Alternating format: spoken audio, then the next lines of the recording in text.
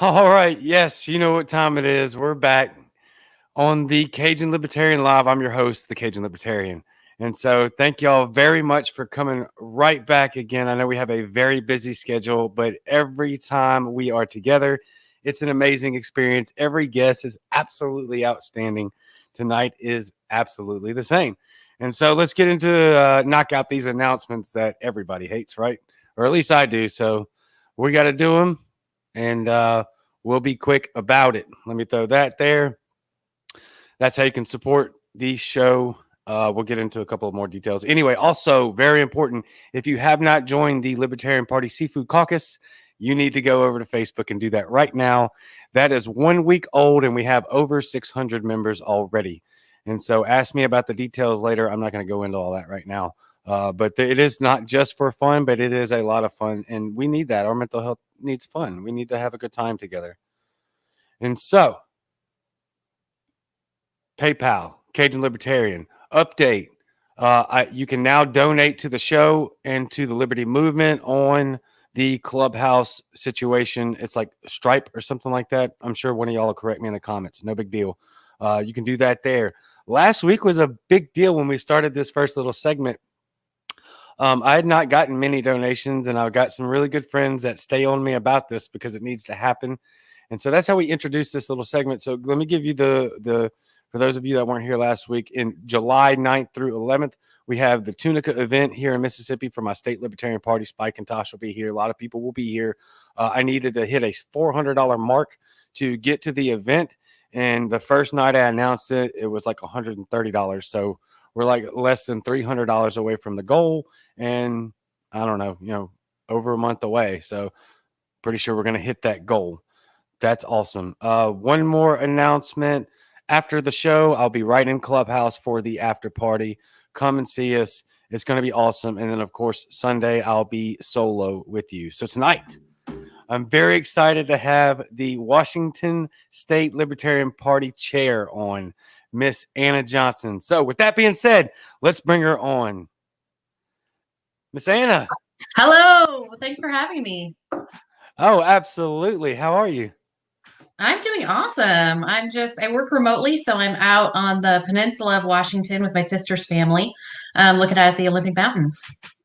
Nice. Is that a far stretch from where you're at from home? Well, it's about an hour and 45 minutes. I live in South Puget Sound in Tacoma. How do you like Washington? Well, I love the landscape. I love that we have the ocean. We have a lot of bays. We have the Puget Sound. We have islands. We have mountains. We have forests, rivers. We have big meadows in Eastern Washington, but I hate the government. Hey, that's right. Yeah. Amen. So that we can at least settle on immediately. So that brings me right into the next question, which is great. I was hoping you would lead me right into. I know you're very busy, so you probably did not catch the great seafood debate between Eskimo Libertarian and I. But just to give you a cap, if you did not, what is your favorite way to eat seafood? You are right by the ocean with all the rivers and all that. Would you rather it fresh out of the ocean over an open fire, or seasoned to perfection, Cajun style, or both? I only like seafood raw. I only like sushi. Raw. Yeah. Really? I don't really like any kind of cooked seafood. Oh, wow. I love sushi. Sushi is one of my favorite dishes, for sure. Mm-hmm. Eat it every week. That's a great answer. You're the first one to say that. What's your favorite roll? Oh, we got a lot of rolls here. There's a lot of like dragon rolls out here. Yeah, I like really spicy ones. I like anything with spicy stuff on it, and the little orange stuff, like the little orange sprinkles. I like that. Yeah. I'm gonna take that as a win for Team Cajun. Spicy, seasoned. All right. I'll let you have it. I appreciate that. Thank you, Eskimo. I know you're watching. You're always there. Thank you for your support. Thank you for the Sorry, Alaska. No. In all seriousness, that is great up there. You're not very far from that, really. Well, I mean, you're a lot closer than I am. That's for sure. How do you like the winters in Washington? I mean, they're fine. They're just really dark. It's really, really dark. It's never really that cold. I mean, a couple of years ago, we got a couple feet of snow, which was crazy, and everybody forgets how to drive. and everything is shut down. Like there's like an inch of snow and every single school shuts down because, well, we got a lot of hills here, but also people just don't know how to drive in the snow. And there's like one snow plow for all of Seattle, and they only plow like the mayor's neighborhood. Oh, of Um, course. but most of the time it's just kind of rainy and just really, really dark. So that part is not great. But I mean, it's light. Today it's going to be light till like 9 p.m. Oh, wow. It Yeah. just turned dark here. And I'll tell you this too. You got one more snow plow than we do in South Mississippi. I can guarantee you that. We have Well, you no probably snow don't need plows. No. it. Same scenario though. We get an inch of snow or a couple inches of ice and it shuts the whole situation down. Oh, yeah. Yeah, we don't know how to operate in this stuff over here. There was a thing a few years back. I mean, every once in a while we get a big snowstorm, and the way that the government reacts to it is so nuts. Like at one point they said, "Well, we don't want to put any salt on the roads because that upsets the delicate balance of the seawater." So they didn't salt the roads. And then also they don't want to do sand because that also upsets the delicate balance. And then so they said they were going to create a hard packed surface for people to drive on, which is black ice. There was one incident where there was a bus that careened down a hill and crashed over the barrier and was like teetering over I-5 because they weren't doing anything about the roads. It was, but we hate roads, so it's fine. Who needs You them? got to pay them taxes though. Mm-hmm. Yeah, Mm-hmm. you got to pay them taxes. My We got a lot of roads. taxes here. Do you? Y'all got a high tax rate in Washington? Well, we don't have an income tax rate, but we got sales tax, we got a lot of property tax, we got a lot of hidden taxes. We're about to do a long-term care additional payroll tax, which I don't know very much about, but we just did a podcast on it. We got our own podcast now, WashingtonLibertarians.buzzsprout.com. And our legislative director just did a podcast about the new long-term care tax and how to opt out of it. Seems like it's not really going to be possible to opt out of it. When can you ever opt out of taxes? But yeah, I mean, they're always coming up with new ways. Another new thing is they want to do a mileage tax. So they are going to start because everybody in Washington is getting hybrid cars now and like non fossil fuel powered cars. So now their gas taxes income is going down. So now they have to tax us by mile. So they're putting new mileage counters in everybody's cars from now on. Wow. And so of course used cars have gone up in price a lot because nobody wants the counters on their cars. So. Wow, that's incredible. They're putting mileage devices on your cars. I mean, yeah, I can't remember if it's passed yet or if it's going, but in Olympia, it's like there's so much of a left Democrat domination that it's pretty much guaranteed. So you'll have to check my facts on that, but yeah, it's coming. That's insane. That's Yeah. so intrusive.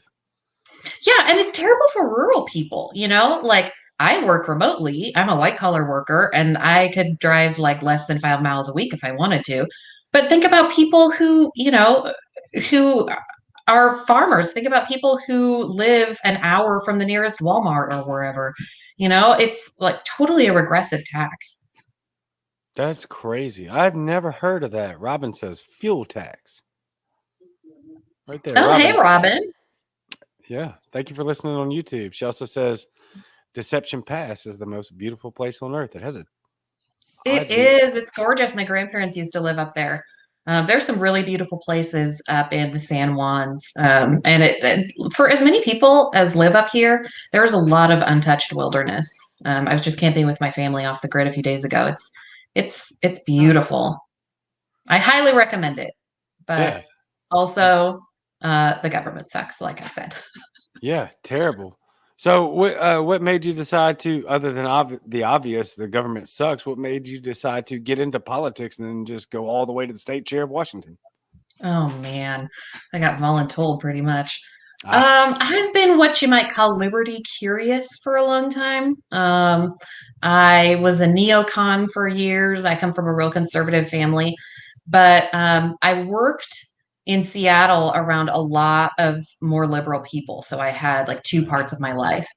And the thing that kind of always stuck in my craw was war. Uh, I could never reconcile, the sort of conservative um, appetite for war around the world. Especially, I was 16 when 9/11 happened, so my entire adult life we've been at war. And so I kind of dabbled, and I think I voted for Gary Johnson in 2012. But I never really got involved. And then finally, after Trump got elected, I was like, I cannot do any of this Republican stuff anymore. And the left is completely nuts. So I literally just Googled libertarians in Seattle. I was like, there's got to be at least one. And there was a meetup group, and they said, okay, you got to listen to Tom Woods and Dave Smith and Scott Horton. And Tom Woods and Dave Smith and Scott Horton told me to join the LP. That was in summer of 18. Oh, Sorry, nice. I got a little child coming in here. Oh, happens all the Um, time. and that was in 2018. And so I just joined the local party. And at my first convention and the county convention, someone said, "Oh, I nominate Anna to be on the board." So then I was on the board, and so I just I saw different places in the state party that needed help, and became the communications director of the state party because they needed someone. And at the most recent convention, I was elected chair, unopposed. It was actually a really, really great convention. It was just so much goodwill and friendship. All four major officers ran unopposed, which was really meaningful to all of us because there's a lot of people from different factions and or different backgrounds, and we really get along. And everyone was really happy to see the people who were running and happy to support them. And there was just a lot of really good energy. I know that some state conventions have been rather contentious, but ours wasn't, and we're really excited. So yeah, there was definitely a quite a while where I looked at my vice chair and she looked at me and I said, "Well, I think you should run for chair." And she said, "Well, no, I think you should run for chair." And we're all calling other people, "Do you want to run for chair?" "I don't want to do it. I don't want to do it." Funny. So I got the short end of the stick, I guess. Well, it sounds like that you have the people behind you, and that's what's important. Y'all sound like y'all are very you have great chemistry, and that's super important in what we're doing. Yeah, I have an incredible board. We have a lot of new people, and definitely some people who have been in the party for a while. We have Ken Armstrong, who ran for vice president last year. He was living in Hawaii, but he actually moved to Sequim, where I am right now.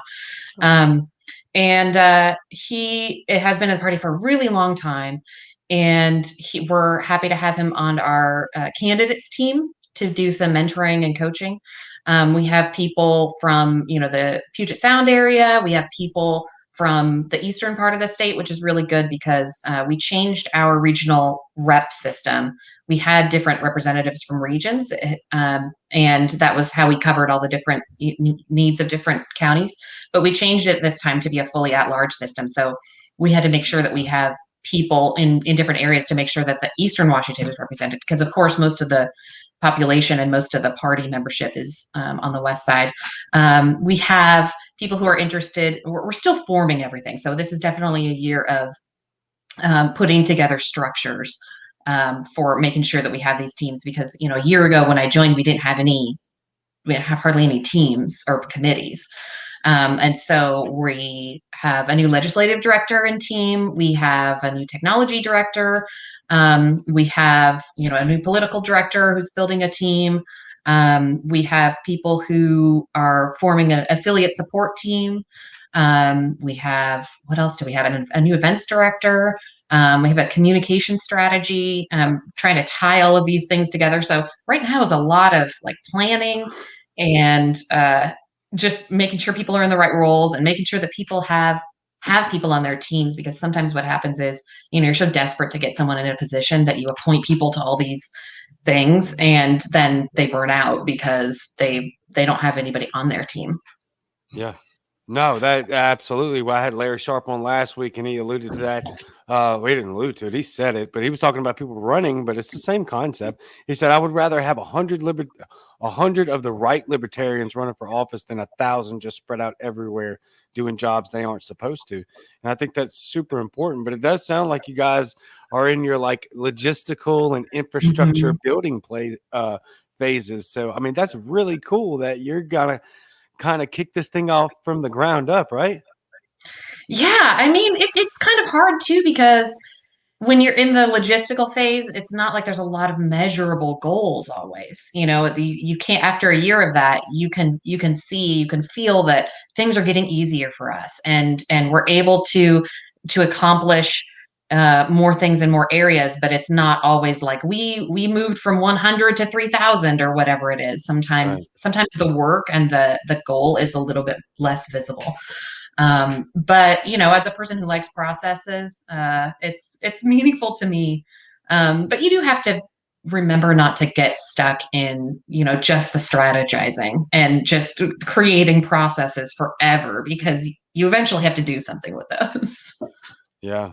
Yeah. Building the relationships is super important to me. Yeah. Not just within the party, not just within your state uh, party, but in our communities. I think that building the relationships and building chemistry, like we talked about before, is very, very, very important. I just love the fact that you had all of your primary chair or positions running unopposed, and y'all all kind of just said, "Hey, we're gonna do this together." That's everything I've been trying to say. Is like we've got to come together like this. That's incredible. Yeah, I mean, it's really great in the sense that there was no, there have been contentious races in the past, and there's nothing wrong with competition. I mean, I Right. think I would have preferred to have a little more competition because I would like a deeper bench.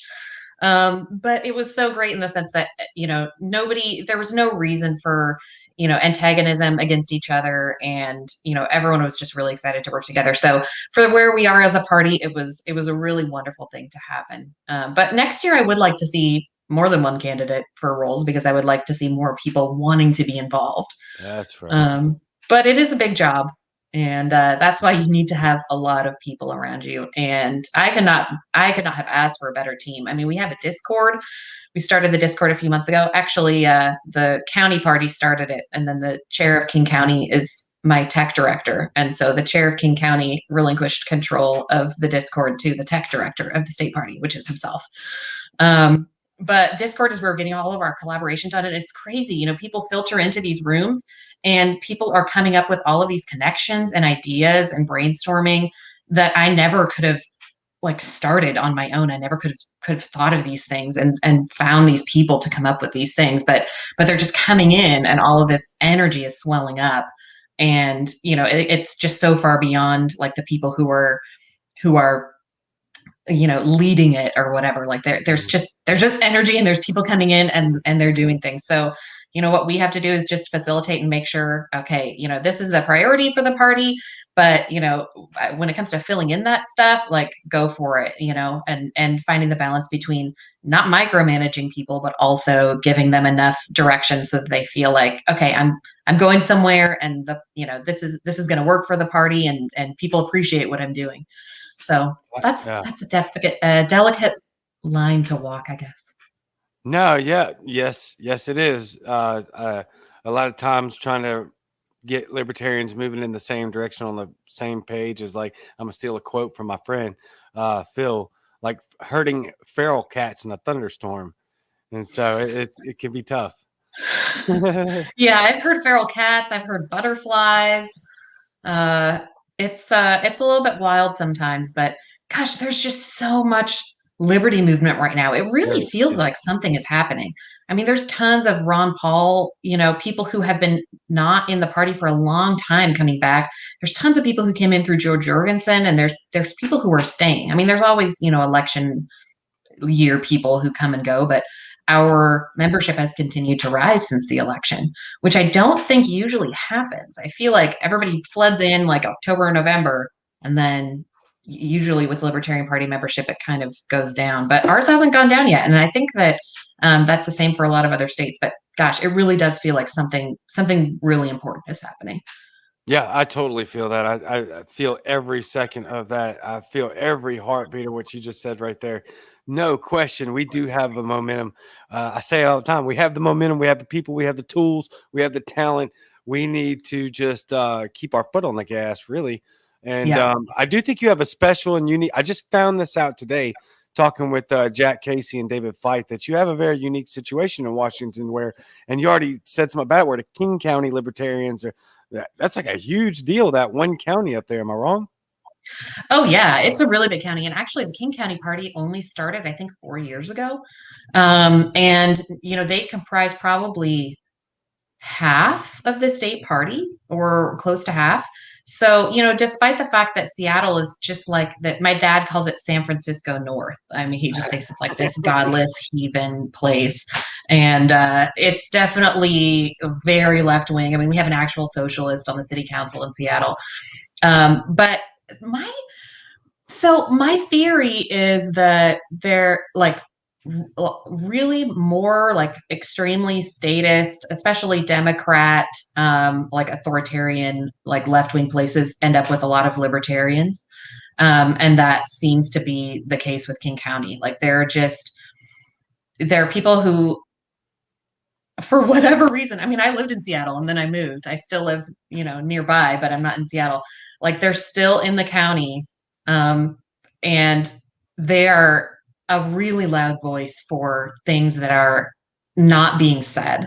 So, for example, we're taking part in something that the National Party has encouraged several states to do, which is celebrating Juneteenth, which is coming up next month. So we're going to be focusing on criminal justice reform, and probably things relating to the 13th Amendment. Slavery only exists still in prisons, and the King County Party is very well placed to point out things that Democrats in Olympia and in Seattle, they love to virtue signal about this stuff, but they're not actually ending the drug war. And actually, recently we've been putting out some press releases, and we did one about Olympia just Inslee just signed a ban on open carry up anywhere near protests. You can't open carry anywhere near the Capitol or near any demonstration. Oh my God. And we posted it on Reddit, and we starting to post more things on Reddit, and we're getting a lot of like different eyes on things. And that was the King County Party. So yeah, King County raised a ton of money for the Jorgensen campaign last year. And a lot of them are in the state party also in different roles. But yeah, there's a lot of people with fire there in that county. And we have Spokane County, which just reformed. We've got one going in Northeast Washington. We've got one in Southeast Washington that's forming. And the county just north of King also is affiliated with us. So we're at a point, I think we have over 20 counties in Washington that exist, but only a few are affiliated and organized. So I'm looking forward to a lot more of the counties organizing this year. That's awesome. I'm so glad you said that, because last night in Clubhouse, Kevin Hobby and Todd Hagopian had built a room, and there was a bunch of people in there, Jess Mears as well. And I got to jump up there on stage with them. But the caption to it, right, was, how do we grow our county affiliates? And so how are you growing your county affiliates? Because I have a very specific answer, but it's not the only way, right? We need a complex, layered approach to this. How are you growing all these affiliates? Well, that's a great question. And that's actually something that our affiliate support team is going to be working on, like a more written out plan. But generally what has happened is there's a few people in that county that really want to organize, and they start out with just creating some kind of meetup. It can be a social club. It can be it's really worked out well to do things like the Spokane group did a gun range day. Or sometimes it's just bowling, sometimes it's just a meetup. And you start to meet regularly, and you just talk about libertarian stuff, and you talk about what you would like to see in your county. And what the state can provide you and what other counties can help you with is, okay, how do you actually affiliate with the state with the state party, so you can get, like we do dues sharing. So if you affiliate, we can provide you a certain percentage of dues into your treasury. And we can promote you and do all of these things and show up at your events. So, I mean, it starts, I think, with just people having energy and wanting to meet. And Yeah. it's been really hard during coronavirus because we've had to keep it going on Zoom meetings. Everyone's tired of Zoom meetings. Yeah. So, some people have still kept meeting the whole time. And I've really appreciated that. But a lot of it has had to be done on Zoom. So, honestly, it just takes some Yeah. people with energy and who won't give up if, maybe a few people don't show up the next month. But you keep doing it. And if you keep doing it regularly, people will continue to show up. And if you do fun activities like a gun range day or, like whatever it is, we've found that people love to show up for sine waves.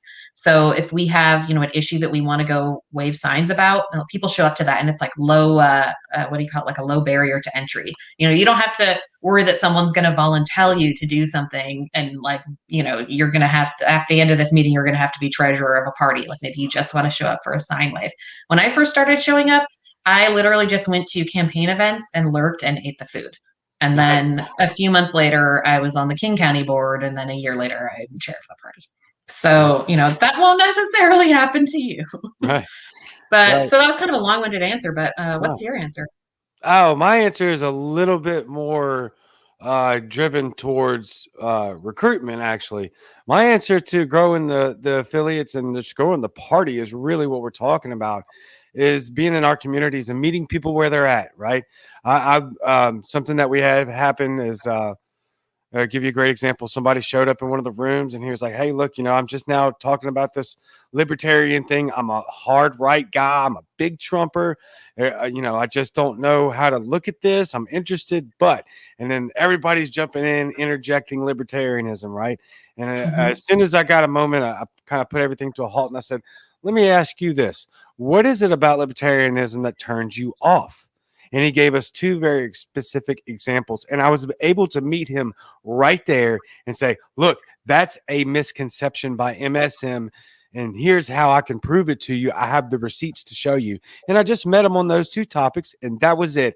And he's been in there like every day since then. I think that's how we need to drive it in the community moving forward. We can have a conversation every day. It's very easy to agree and land at the spot that the government sucks.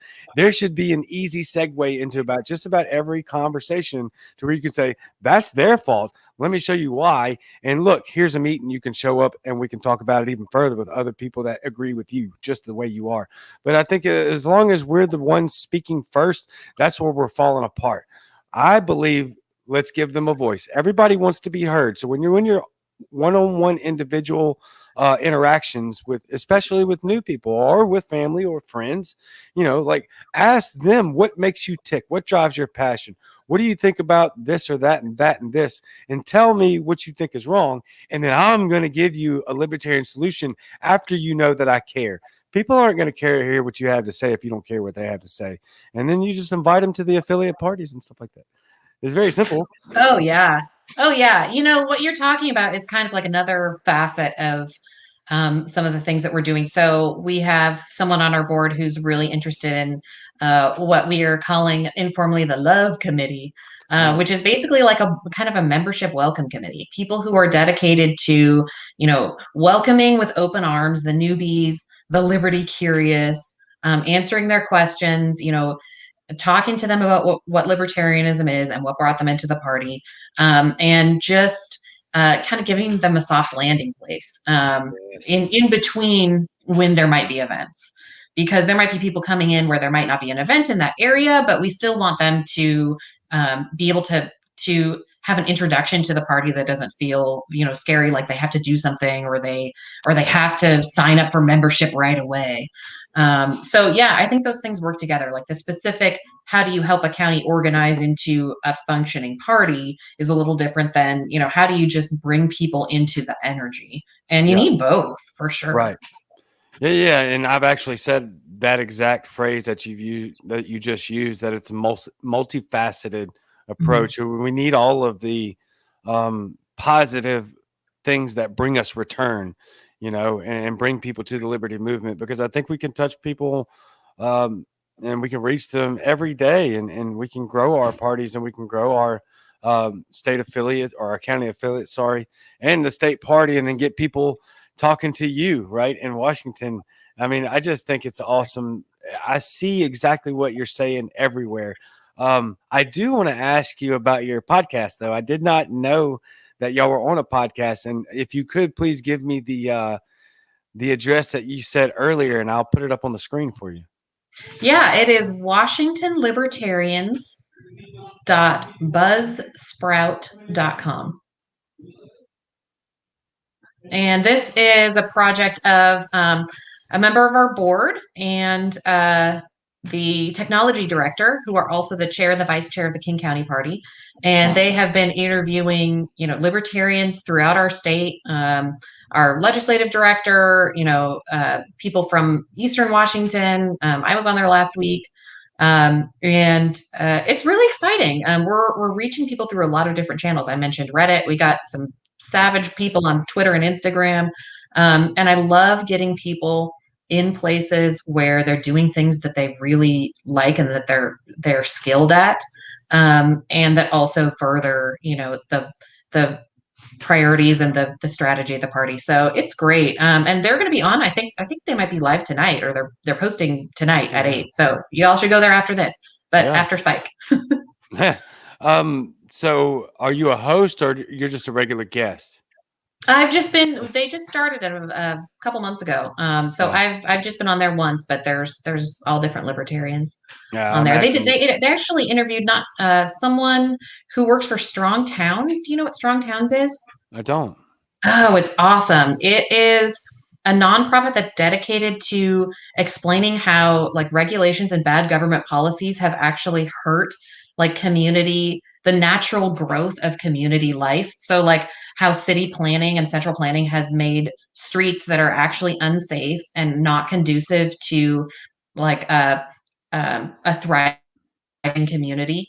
And just how like all of these big box stores are required to have thousands of parking spots, and they're all empty, and they're just taking up all this space because there's requirements for it, and zoning and all these things. So it's a really, really great resource for anybody who's interested in like decentralizing and taking power out of the hands of central planners. But so our Washington Libertarians, the King County Libertarians, interviewed somebody from Strong Towns, which is a resource that we use often. So not just Washington based, but a lot of it is Washington news and King County news. So, but not everything. So cool. Yeah. No, I love it. That's super cool. I did not hear about that. So I thank you, because I am definitely going to go look into that and see if I can donate or what I can do to help, because that's amazing. I want to throw this comment up there if it's okay with you, because I don't know much about this and I'm hoping that you do. A couple of people are talking about it. I don't know. Sarah Foster says natural gas conversion for vehicles, very, very popular in Canada, so could easily be incorporated. Wow. I don't know anything about that, but my instinct is if it's going to help us avoid a tax, the government probably won't let us do it. But it sounds awesome. Yeah, it does. Although I they're doing agree. it in Canada, they got a lot of socialism up there. Maybe we can get it here. I don't know. I'm going to look that up. Sarah, thank you. Yeah, Sarah, if you want to post some links in the comments to help us out. Sarah is always in here, and she's always in my comment thread. It's pretty amazing how all of these people just they find this information and they share it everywhere. She says gov sites have it, and so that's incredible. So moving forward, now that you are really laying the groundwork for Washington, seeing as how y'all are pretty brand new and getting things going really hard and heavy, what does the future look like for y'all? Oh man. One of the things we're doing this year, especially for groundwork, is setting up like a coaching program for candidates. We haven't run really. We endorsed several candidates last year. We're kind of looking at the list this year, but we haven't had a consistent program to help people at different levels of where they are in their candidacy. So some people are just able to do kind of a small amount of campaigning. Some people are like prepared a year or 2 years ahead of time. So a program that'll help people at whatever level they're at.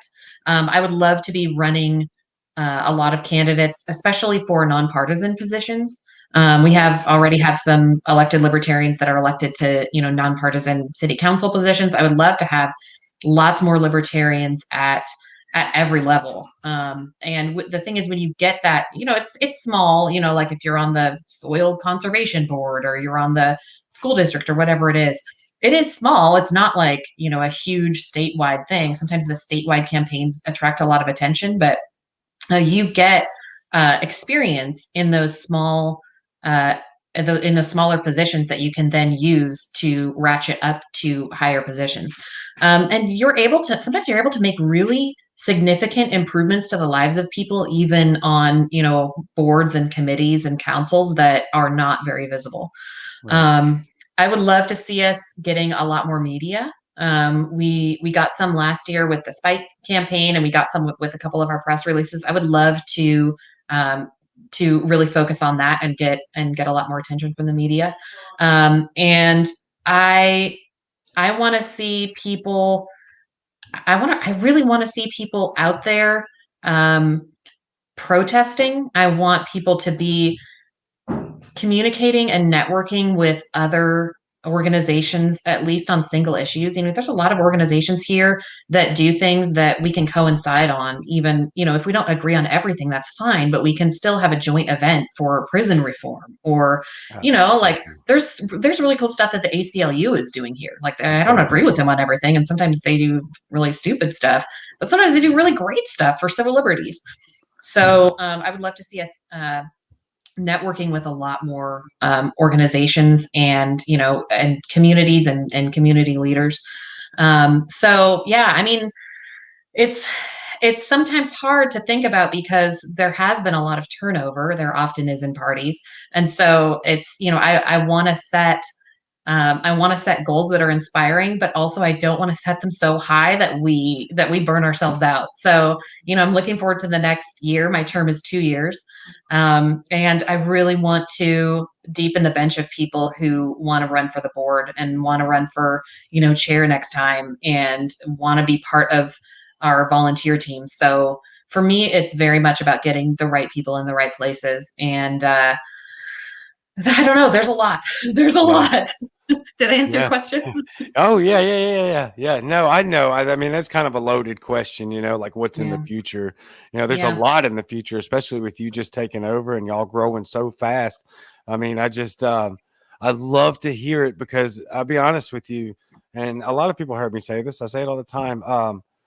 I didn't really start this with anything. We've kind of just let it grow into organically what it is, and what kind of got my wheels going on this was I am so tired of hearing people say that we can't win Yeah. and that we aren't winning. And so that's the reason I'm bringing people like you up here, because that's a flat out lie. We're winning everywhere. You just literally said that you have people in elected positions all over the state. And so I just think it's super important to have people like you on that represent such a strong forward movement within the liberty movement, and showcase that and showcase you and tell people how you got it done. Obviously in 45 minutes to an hour, you can't really cover all that. But I just think it's amazing how each and every one of y'all that comes on, Anna, y'all are just all gas, no brakes. Like I almost caption. I have to pull myself back by not captioning everything with all gas, no brakes, because Hmm. that's what y'all are doing. You're setting the standard, and I just think it's incredible. Thank you. Oh, thank you so much. It does feel a lot like everything all the time, but man, I wouldn't have it any other way. Like we are facing a year of some of the most encroachments on our liberties at one time from so many different directions. In one of my speeches this year, I said something like I cannot look back at this time, even though, it was really hard to make the decision to run for chair because I know it's a really big job and it already Right. is. And I'm busy at work, my real job. Right. But I could not look back at this time and stand to the side and know that during this time, I didn't do anything to protect liberty for Mhm. my friends and my loved ones, my family. Like, I have to, like, there's no other choice. I have to do something. And for me, that's the Libertarian Party. And a huge amount of that is because of the people that I met through the party that I trusted and I knew I could work alongside, and that have just as much fire as I do. So, and even more because they have to refill my fire when I get tired. Yeah. So yeah, thanks for having us on. And I really hope that, people who are watching this are encouraged. You can do so much more than you think you can do for liberty. There's so much room available for you in the Libertarian Party, whether it's your county party or your state party. And it's not just elected positions in the party. There's teams that you can be on. You know, you know, there's social media. There's showing up at events. There's helping with spreadsheets. There's like any skill that you have, That's it right. can be used. And yeah, so yeah, thanks for having us on, and I look forward to seeing more of your podcasts. Oh, thank you. Yeah, no, thank you very much for coming on. And we definitely have to bring you back on. I want to, kind of pull everybody back and find out where they're at again because it's such a short time to do this. But, I want everybody to hear your story and see you and hear your voice and your passion. And so I just think it's incredible. Thank you so much. And we will be checking in with you very soon. And is there anything else that we can go over, cover, put some links up to help you out? Yeah, you can go to lpwa.org. That's our website, or lpwa.org/donate if you'd like to donate to our state party. You can follow us we're on Facebook and on Instagram and Twitter. And we're also on YouTube. I gave the link earlier to the podcast. I don't have the specific link to the YouTube because I think it's kind of one of those like garbage URLs. But you can find us if you search Libertarian Party of Washington on YouTube. And our podcasts are hosted there too. So thank you so That's awesome. much.